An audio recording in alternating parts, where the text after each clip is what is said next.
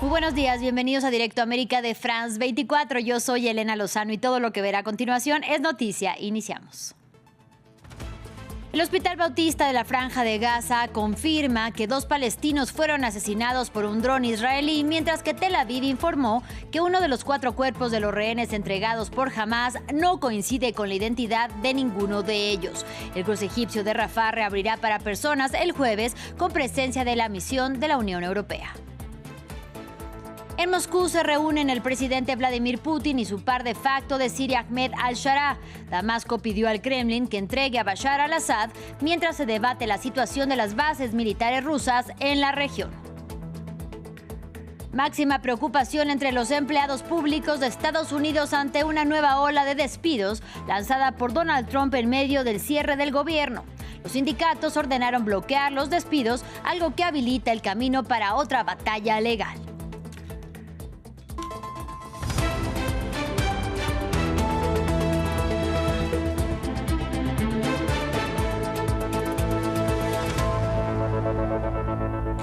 Iniciamos el Medio Oriente, donde un dron israelí asesinó a 2 palestinos, pese a que rige un alto el fuego vigente en la Franja de Gaza desde el viernes. Mientras tanto, Tel Aviv confirma que uno de los 4 cuerpos de los rehenes entregados por Hamás el lunes no coincide con la identidad de ninguno de ellos. Por su parte, el Ministerio de Salud de Gaza anuncia que recibió 90 cuerpos por parte del gobierno de Netanyahu y de la Cruz Roja.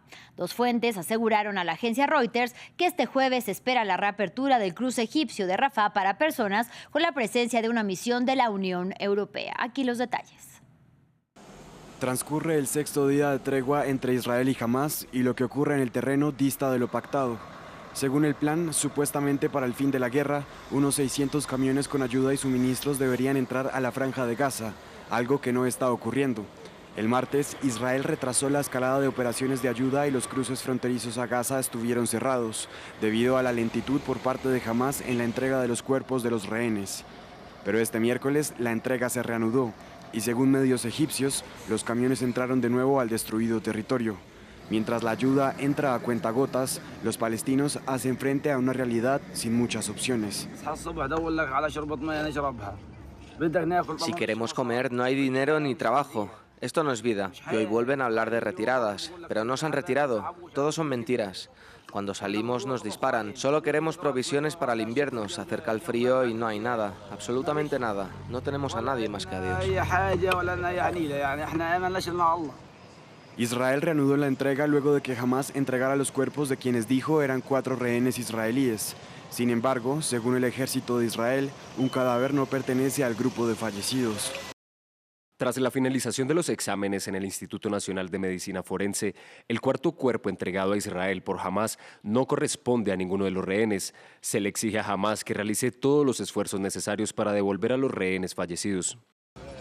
De vuelta al enclave palestino, según el Hospital Bautista, un dron israelí mató a 2 palestinos en una zona militarizada de Ciudad de Gaza en pleno alto el fuego. En tanto, el primer ministro de Israel, Benjamin Netanyahu, permanece en un tribunal para dar testimonio en el marco de un juicio por presunta corrupción que se sigue en su contra. En las afueras del edificio se manifestaron tanto opositores al mandatario como los partidarios que defienden su inocencia. La audiencia está precedida por el pedido que le hizo Donald Trump al presidente israelí Isaac Herzog para que indulte al jefe de Estado durante su discurso en el Parlamento israelí. Y el Kremlin fue escenario de un encuentro entre el presidente de Rusia, Vladimir Putin, y el líder de facto de Siria, Ahmed al-Shara. Ambos mandatarios hablaron sobre el futuro de bases rusas militares en la nación árabe y Damasco pidió al Kremlin que entregue a Bashar al-Assad. Recordemos que actualmente ya hay 2 bases militares en territorio sirio. Esto dijeron ambos líderes al finalizar la reunión. A lo largo de muchas décadas se ha desarrollado una relación especial entre nuestros países. Hemos mantenido relaciones diplomáticas durante más de 80 años, establecidas en 1944 durante los momentos más difíciles para Rusia, para la Unión Soviética. Durante este tiempo, las relaciones entre Siria y Rusia siempre han sido excepcionalmente amistosas. Existen lazos históricos, así como relaciones bilaterales e intereses comunes que nos unen. Muchas cosas nos unen. Gran parte del suministro de alimentos de Siria depende de la producción rusa y numerosas centrales eléctricas dependen de la experiencia rusa. Muchas relaciones estratégicas y políticas, tanto regionales como internacionales, están estrechamente vinculadas a Rusia. Respetamos todos los acuerdos anteriores y esta rica historia y estamos trabajando para redefinir la naturaleza de estas relaciones. Ahora vamos al continente africano. En Madagascar, la junta militar anunció la toma del poder por parte del ejército y un gobierno de transición por 2 años en los que elaborarán una nueva constitución. El fin de la presidencia de Andry Rajoelina se vive como una victoria por parte del movimiento de protesta liderado por los jóvenes que llevaban más de 3 semanas manifestándose contra los cada vez más frecuentes cortes de luz y de electricidad. Aquí los detalles. La noticia ha desatado escenas de júbilo en todo el país. En la capital, Antananarivo, los militares del CAPSAT que han tomado el poder en Madagascar son aclamados como héroes.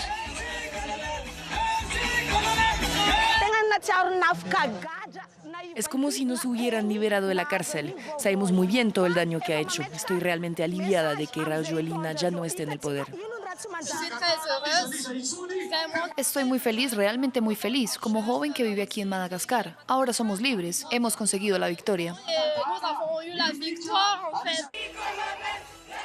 Una victoria para esta juventud que se manifiesta desde el 25 de septiembre, hartos de los repetidos cortes de agua y electricidad, pero también de la corrupción, las desigualdades y la falta de oportunidades profesionales en el país. Jóvenes movilizados por el colectivo Gen Z y a los que rápidamente se unieron funcionarios convocados a la huelga por varios sindicatos, antes de que la protesta se extendiera a todos los sectores profesionales. El movimiento se proclama pacifista, pero los enfrentamientos con la gendarmería han causado al menos 22 muertos y cientos de heridos, según las Naciones Unidas.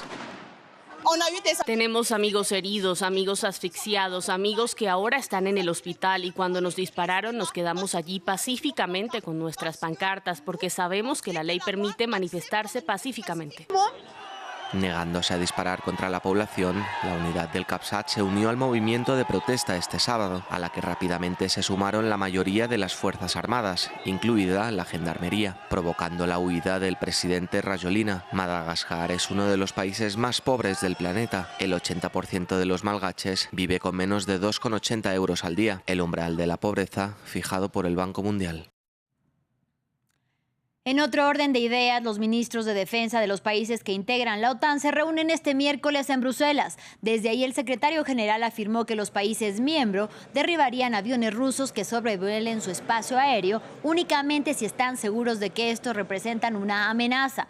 Mark Rutte además anunció que la alianza militar trabajaba de la mano con la Unión Europea para establecer un muro de drones que proteja a los países de incursiones aéreas. Estas declaraciones y el anuncio de Rutte responden a las recientes incursiones de cazas y drones rusos en Polonia y Dinamarca. Escuchemos. Esta sesión se centrará en cómo fortalecemos aún más nuestra disuasión y defensa, basándonos, por supuesto, en las decisiones históricas tomadas en la Cumbre de La Haya de aumentar drásticamente el gasto y la producción en defensa. Y de Bélgica nos vamos a Francia. El Partido Socialista, que dio ayer un respiro al gobierno de Sébastien Lecornu al anunciar que votará en contra de la moción de censura promovida por la extrema derecha y la izquierda radical, aplaudió la decisión del premier de suspender temporalmente la reforma a las pensiones del presidente Emmanuel Macron. Por el contrario, la extrema derecha insistió en su rechazo y pidió elecciones anticipadas. Hoy hay un gobierno de derechas y una oposición de izquierdas, pero hemos acordado empezar a trabajar en el presupuesto y hacerlo sin votar la censura mañana, por una sencilla razón. Necesitamos un presupuesto y tenemos la garantía de buena fe del primer ministro, ya que acordó suspender la reforma de las pensiones hasta el 1 de enero de 2028. Así que para entonces habremos celebrado elecciones presidenciales que determinarán el resultado final de la reforma de las pensiones. La realidad es que el PS no voulait pas censurer. La realidad es que el Partido Socialista no quería presentar una moción de censura contra el gobierno, porque desde el Partido Socialista hasta los republicanos no quieren la disolución del Parlamento, no quieren la disolución de la Asamblea, no quieren volver a las elecciones, temen el juicio del pueblo francés. Así que todo vale, incluso anularse por completo, como ha hecho la derecha. Continuamos en Estados Unidos. El cierre gubernamental entra ya en su tercera semana y el país comienza a sentir los efectos de la parálisis. Esto ocurre en salarios de los funcionarios congelados y también museos cerrados. Mientras tanto, en el Congreso, los republicanos y los demócratas siguen sin lograr ponerse de acuerdo. Ampliamos a continuación. El cierre administrativo se hace visible en el corazón de la capital federal estadounidense. En el National Mall de Washington, los turistas caminan entre museos cerrados debido a la parálisis presupuestaria. Un poco decepcionado, era nuestra primera visita aquí, habíamos planeado verlo todo. Por suerte alcanzamos a visitar algunos museos antes de que cerraran, pero teníamos previsto recorrer otros y ahora están cerrados. Así que sí, es una decepción. En los aeropuertos, los controladores aéreos siguen trabajando sin recibir salario e intentan sensibilizar a los viajeros sobre el efecto del shutdown. Es muy difícil. Cuanto más se prolonga, más disminuyen mis ahorros. Es fundamental que nos paguen lo antes posible. Mientras el bloqueo continúe, los 2 millones de funcionarios federales seguirán sin cobrar. En cambio, los militares sí recibirán fondos por orden de Donald Trump. El presidente acusa a los demócratas de mantener la parálisis al exigir la continuidad de las subvenciones destinadas al acceso a la salud de los hogares de bajos ingresos. Si los republicanos persisten, el pueblo estadounidense los hará responsables del aumento en los costos de la atención médica. Si no actúan, provocarán una crisis que se sentirá en todo el país. El martes, el Senado volvió a rechazar el proyecto de ley de financiación presentado por los republicanos. Para presionar a la oposición, Trump despidió a más de 4.000 funcionarios. Por ahora, ambos partidos mantienen sus posiciones. Para finalizar, los voladores de Papantla en el estado mexicano de Veracruz se niegan a que se pierda esta tradición reconocida como Patrimonio Cultural Inmaterial de la Humanidad por la UNESCO. El secreto que guardan es enseñar a los niños a volar, a girar en el aire, honrar a sus dioses y cultivar así el orgullo de un ritual con el que buscan atraer lluvia y abundancia a sus pueblos. Esta historia es de nuestro corresponsal Juan Carlos Aguirre, que da color a un estado en momentos en los que ha sido azotado por las lluvias. Lupita llega a sus clases de equilibrio y concentración en un parque de Papantla, México. La vestimenta y su penacho simbolizan la tierra.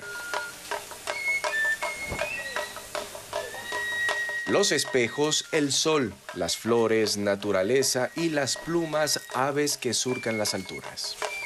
Se supone que se hacía para el maíz, para que lloviera más, ya que había tiempos de sequías. Y pues haciendo este ritual lográbamos hacer que lloviera y el hecho de la lluvia es como una bendición para nosotros. La responsabilidad de estos 5 niños recae sobre Porfirio, un maestro de la danza y el volar en Papantla. Levantar sin rendir culto no es prudente. Según las creencias indígenas del pueblo totonaca, San Miguel Arcángel los protege en cada petición de lluvia. Es como pedirle permiso a él de que pues todo salga bien, del vuelo que vayamos a hacer, de todos, pues siempre pasamos por él, siempre le bailamos también.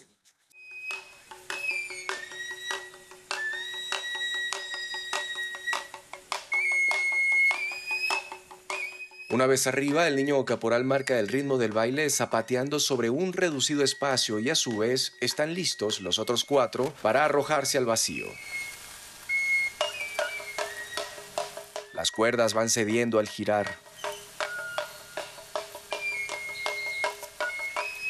Las flautas no dejan de sonar hasta que el ritual termina. Somos un pueblo vivo, somos una cultura viva que además de que ha abrazado, sí, la modernidad, también no ha abandonado tus tradiciones. De lo ancestral y mágico de esta danza acrobática, los adultos también buscan ganarse la vida. Después del ritual, algunos piden dinero a los espectadores, cuestionando el significado espiritual frente a la necesidad económica. Y antes de despedirnos, los invitamos a que visiten nuestro sitio web www.france24.com. Ahí tenemos las noticias que han marcado la agenda informativa de este miércoles 15 de octubre. En portada, Israel afirma que uno de los cuerpos entregados por Hamás no es un rehén. Identifican otros 3 cadáveres. También tenemos más noticias relacionadas con el alto el fuego vigente, también con la firma de un memorándum para entendimiento del acuerdo de paz para el futuro en la Franja de Gaza e información sobre Francia y el gobierno de Sébastien Lecornu. Muchas gracias por su compañía. Hasta la próxima.